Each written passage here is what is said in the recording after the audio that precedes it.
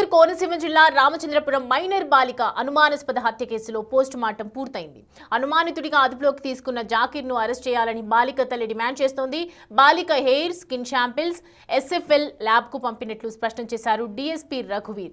ఘటనా స్థలంలో ఆధారాలు సేకరించారు క్లూస్ టీం. ఎస్ఎఫ్ఎల్ రిపోర్టులు వచ్చిన తర్వాత నిందితులు ఎంతటి వారైనా విడిచిపెట్టమని చెప్తున్నారు పోలీసులు. ఇప్పటికే బాధిత కుటుంబాన్ని పరామర్శించి అండగా ఉంటామని తెలిపారు మంత్రి వాసంశెట్టి సుభాష్. అమ్మాయిని అలా చేశారంటే మీకు అర్థం అవుతుంది. అమ్మాయి చెప్పుకున్నా మాట్లాడుతున్నాను. తర్వాత కాల్ తర్వాత మా చెల్లి ఫోన్ చేసింది. మా చెల్లి ఏది చెప్పింది విన్నాను. తర్వాత ఏమైనా అది ఊయే ఉంది, ఛార్జింగ్ అయిపోతుంది, పెట్టాను. ఈలోపు నేను ఎక్కడికి వస్తానంటే బ్యాలెంగ్ దాటేశాను. నేను ఫోన్ కట్ చేసుకొని బ్యాలెంగ్ దాటేశాను. రామచంద్రపురం వరకు బాగా మా చెల్లితో మాట్లాడాను. పాత బస్ స్టాండ్లో దిగేసాను.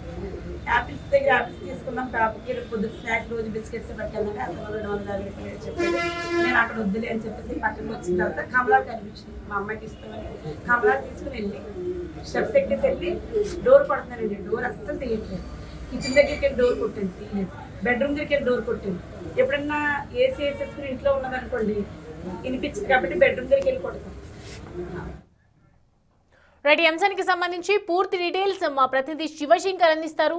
శివశంకర్, ప్రస్తుతం బాలికకు సంబంధించి ఒకవైపు తల్లి విమర్శలు చేస్తోంది, ఒకవైపు అనుమానం కూడా వ్యక్తం చేస్తుంది. దీనికి సంబంధించి పోలీసులు ఏం చెప్తున్నారు ఈ కేసుకి సంబంధించి? మీరు చూసుకున్నట్లయితే డిఎస్పీ కూడా ఘటనా స్థలానికి చేరుకున్నారు. పూర్తి స్థాయి విచారణ జరుగుతుందని చెప్పారు. ఇప్పటికే క్లూస్ టీం కూడా వచ్చింది. క్లూస్ అన్ని కూడా సేకరించింది. అయితే పోస్ట్ మార్టం అనంతరం కూడా ఏదైతే బ్లడ్ శాంపిల్స్ కానీ హెయిర్ శాంపిల్స్, స్కిన్ శాంపిల్స్ ని కూడా ఎస్ఎఫ్ఎల్ రిపోర్ట్ కోసం అయితే హైదరాబాద్ పంపించున్నాము. అయితే ఎస్ఎఫ్ఎల్ రిపోర్ట్స్ వచ్చిన తర్వాత ఒకవేళ ఆత్మహత్య కాదు హత్య అని తేలితే మాత్రం నిందితులపై కఠినమైన చర్యలు ఉంటాయంటూ కూడా ఇప్పటికే డిఎస్పీ రఘువీర్ కూడా చెప్పారు. అదే నేపథ్యంలో ఇక్కడ ఏదైతే స్థానికంగా ఉన్న ఎమ్మెల్యే కావచ్చు, ఆయన మంత్రిగా కూడా ఉన్నారు. రామచంద్రపురం ఎమ్మెల్యే వాసంశెట్టి సుభాష్ అయితే ప్రస్తుతం కార్మిక శాఖ మంత్రిగా ఉన్నారు. ఆయన కూడా ఘటనా స్థలానికి చేరుకున్నారు. బంధువులకైతే బాధ్యతగా నిలబడ్డారు.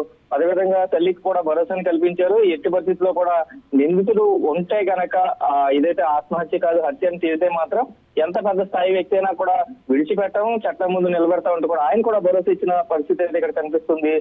సౌమ్య, ఏదైతే ఏనప్పటికీ కూడా ప్రస్తుతం అనుమానితుడిగా అదుపులోకి తీసుకున్న జాకీర్ అయితే ప్రస్తుతం అయితే పోలీసులు ఇంకా ఎంక్వైరీ చేస్తూనే ఉన్నారు. అయితే దీని వెనక ఎటువంటి వారు ఉన్నా కూడా ఒకవేళ ఆత్మహత్య కాదు హత్య అని తేలితే మాత్రం కఠినమైన చర్యలు తీసుకుంటామంటూ కూడా ఇప్పటికే పోలీసులు చెప్తున్న పరిస్థితి అయితే కనిపిస్తుంది. సౌమ్య, అంటే గతంలో జాకిర్కి సంబంధించి ఇప్పుడు చనిపోయినటువంటి బాలికకు సంబంధించి ఏదైనా విభేదాలు ఉన్నాయా? ఏంటి వాళ్ళిద్దరి మధ్య? అయితే సౌమ్య, ఎటువంటి విభేదాలు లేవని తల్లి స్పష్టం చేసింది. బాలికకి ఏదైతే జాకీర్ ఉన్నాడో అతను చాలా నార్మల్ గా ఉండేవాడు. అయితే hi, bye, good night, good morning ఎట్లాంటి కాన్వర్సేషన్ ఉంది తప్ప ఇటువంటి గొడవలు కానీ వేరే ఇది కానీ జరగలేదు. కానీ ఆ సమయంలో ఒక అనుమానితుడిగా తన ఎందుకు చూస్తున్నారంటే ఏదైతే డోర్ లాక్ చేసి ఉందో ఆ డోర్ ని ఓపెన్ చేయడంలో చాలా సులువుగా అయితే ఆ గెడని తీశాడు. ఆ విండోలోంచి ఆ గెడని ఓపెన్ చేయగలిగాడు. మేము ఇన్ని సంవత్సరాల నుంచి ఉంటున్నాం, మాకు అలా ఓపెన్ చేయాలని మాకు తెలియదు. సో జాకీరే అది హత్య చేసి తనని ఉరి వేసుకున్నట్లుగా క్రియేట్ చేసి ఏదైతే ఆ విండోలోంచి ఆ గెడని లాక్ చేశాడు అనేది తల్లి ప్రధానంగా చెప్తున్న ఆరోపణ. ఈ కోణంలో కూడా పోలీసులు చుట్టుపక్కల ఉన్న సీసీ కెమెరాలు కావచ్చు, చుట్టుపక్కల ఉన్న వ్యక్తులు కావచ్చు, ఏంటంటే కింద అదంతా కూడా షాపింగ్ కాంప్లెక్స్, పైన అంతా కూడా హౌసింగ్ అనమాట. దానికి సంబంధించి ఎవరి దగ్గర నుంచి అయినా ఆ సమయంలో చూసిన వ్యక్తులు కానీ ఏదైతే స్కూల్ నుంచి ఇంటికి తీసుకెళ్లిన ఆటో డ్రైవర్ ని కానీ, స్కూల్లో ఉన్న వ్యక్తులను కానీ, ఆ స్కూల్ చుట్టుపక్కల ఉన్న సీసీ కెమెరాస్ కానీ ఇవన్నీ కూడా క్షుణ్ణంగా పరిశీలిస్తున్న పరిస్థితి అయితే ఇక్కడ కనిపిస్తుంది. Soumya, right Shivashankar, thanks for the updates. చేసిన తర్వాత 24 గంటలు ఆ వ్యక్తులు పట్టుకోవాలి.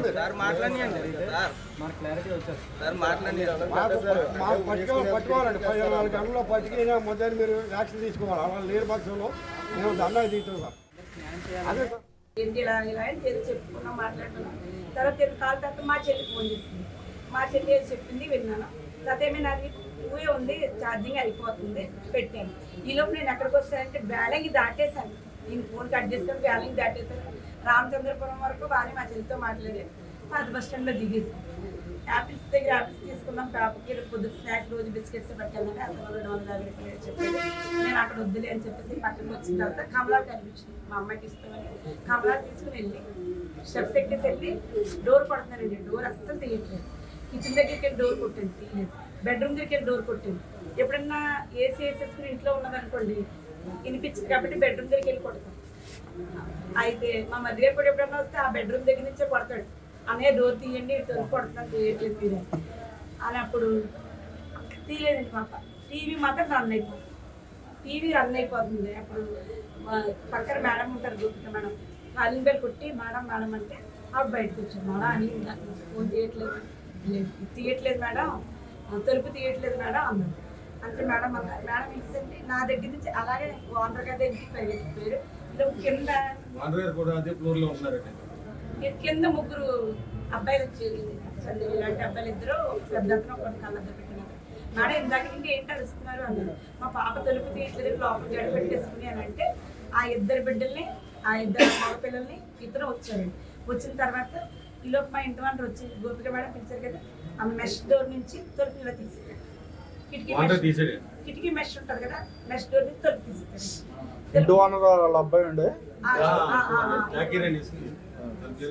అయితే తలుపు తీసింది. తలుపు తీగా నేను ఏం చేశానండి, పాప ఎక్కడుందో వెతుకుని వెళ్ళిపోతున్నా. నా వెనకట్లే మేడము, ఆ ఇద్దరు పిల్లలు, ఆ కళ్ళద్దరు పెట్టుకున్న అతను, మా ఓనర్ వచ్చేసి వచ్చి ఇలా చూడబడికి నేను కూరేసేసుకుని వద్దున్నాను. అసలు బాబోయ్ బాబోయ్ బాబోయ్ అంటే తొలిపెట్టలేదు. బెడ్రూమ్ తొలిపెట్టలేదు. తొలిపెట్టకపోతే ఓనర్ అయితే మా పిల్లలు, ఇద్దరు పిల్లలు ఉన్నారు, స్టూడెంట్ పిల్లలు, అలా ఇది ఇప్పడానికి ట్రై చేశారండి, రావట్లేదు. రాకపోతే మేడం అన్నారు, సిస్టర్ చాక్ తీసుకురండి, చాక్ అంటున్నాను. ఈలోపు బెడ్రూమ్ కిచెన్లోకి వెళ్ళి మా ఇంటి వాళ్ళ చాక్ తెచ్చి, నేను ఇంకా చాక్ తెచ్చే స్థితిలో కూడా ఉన్నాను. చాక్ తేగానే కోసేసాను. కోసి కింద బెడ్ మీద పెట్టి సిపిఆర్ ఇచ్చాను. మేడం ఇచ్చాను, నేను ఇచ్చాను. ఇచ్చిన తర్వాత మేడం అన్నారు సిపిఆర్కి రెస్పాండ్ అవ్వట్లేదు సిస్టర్, హాస్పిటల్కి తీసుకెళ్ళిపోయాను. మేడం మా ఇంటి వాళ్ళ మీద అనుమానం ఉండేది. మేము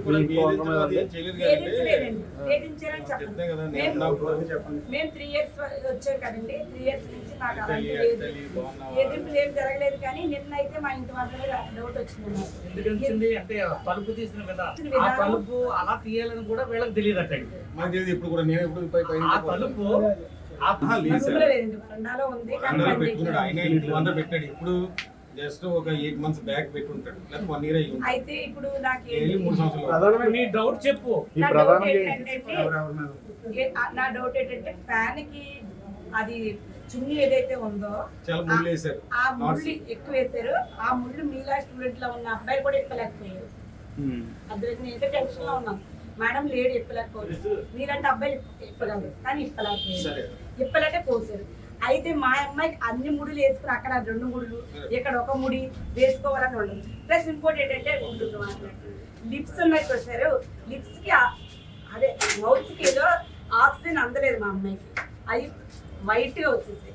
ఎప్పుడైతే ఒక ఆక్సిజన్ అనేది అంటే హ్యాంగింగ్ చేస్తే కూడా ఆక్సిజన్ అందలేదని నాకు తెలుసు. నేను అదే స్టాఫ్ తెలుసు, నాకు కొంచెం తెలుసు.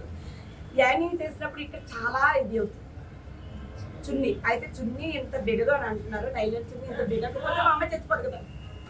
బిగలేదు, నైలన్ చున్నీ బిగలేదు కానీ మా అమ్మాయి చచ్చిపోదు. ఎవరైనా దిండుతో నొక్కేసి కొనొకరు ఉన్నప్పుడు అలా హ్యాంగ్ చేసి పెట్టారా, అది నా డౌట్ ఉంది.